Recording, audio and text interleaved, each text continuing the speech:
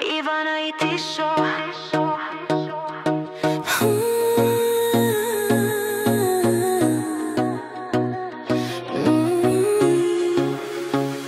Слънцето изгрява, света се усмихва, но по-ярка е любовта, която в сърцето блика.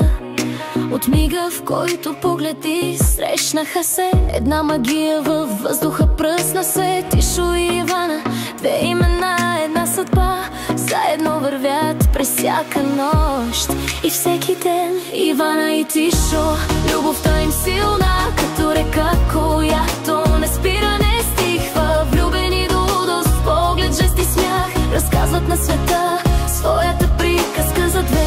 Ивана е неговата звезда, Тишо е нейният пристан. В прегръдка нежна, всеки миг е тържествен. Шепнешком си казват думички най-лични, държащи ръцете си, докато часовникът тик-така. За тях времето спира, няма нищо друго, само нежност, доверие и това силно чувство.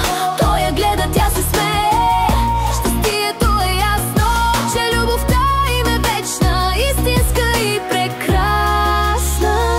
Ивана и Тишо, любовта им силна, като река, която не спира, не стихва. Влюбени до лудост, в поглед, жест и смях, разказват на света своята приказка за две.